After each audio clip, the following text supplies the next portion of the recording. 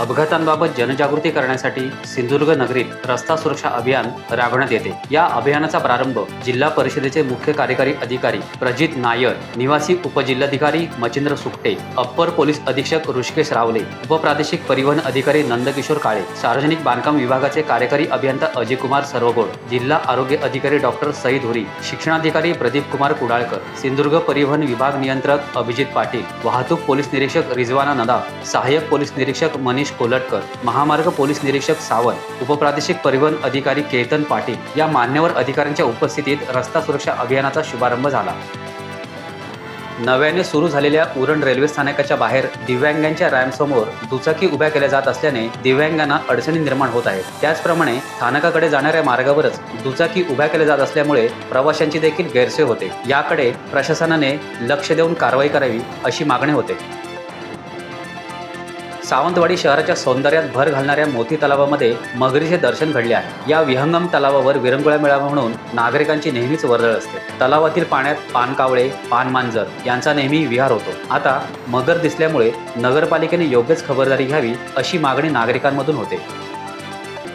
गोमंतकीय तरुणाईच्या प्रतिभेचा अपूर्व संगम अर्थात सृजन संगम 2024 हा सांस्कृतिक कार्यक्रम नुकताच उत्साहात पार पडला। विद्यार्थ्यांनी समूहगीत, नृत्य स्पर्धा, वेशभूषा, समूह नृत्य, रांगोळी, कविता सादरीकरणात तसेच विविध स्पर्धांमध्ये आनंदाने सहभाग घेतला।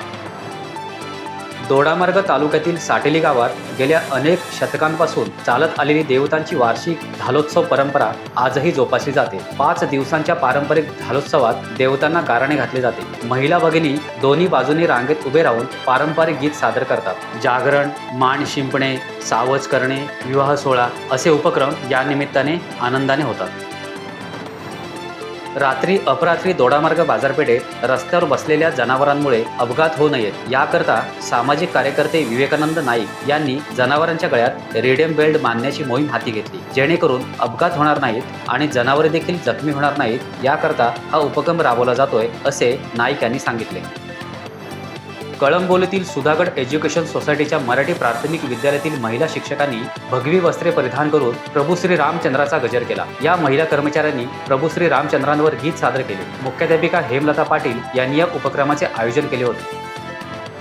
उमाबाई बर्वे लायब्ररीने आयोजित केलेल्या देवगड तालुका वाचक स्पर्धेमध्ये संजीव राऊत, साक्षी राणे, श्रुती गावडे यांनी अनुक्रमे प्रथम, द्वितीय आणि तृतीय क्रमांक प्राप्त केला। या तिन्ही स्पर्धकांची जिल्हास्तरीय वाचक स्पर्धेसाठी निवड झाली। मान्यवरांनी त्यांचे अभिनंदन करून पुढील स्पर्धेसाठी शुभेच्छा दिल्या।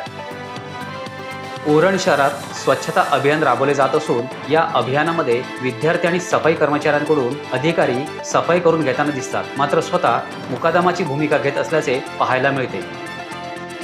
आमदार डॉक्टर राजन साळवी गद्दारांच्या कळपामध्ये गेले नाही। पक्षनिष्ठा आणि श्रद्धा काय असते हे डॉक्टर राजन साळवी यांनी दाखवून दिले। ठाकरे कुटुंबीय आणि कार्यकर्ते आमदार साळवी यांच्या पाठीशी ठामपणे उभे आहेत। येत्या निवडणुकीत जनता माजोरड्या सरकारला त्यांची जागा दाखवून देईल अशा शब्दात खासदार विनायक राऊत यांनी राज्य सरकारवर टीका केली।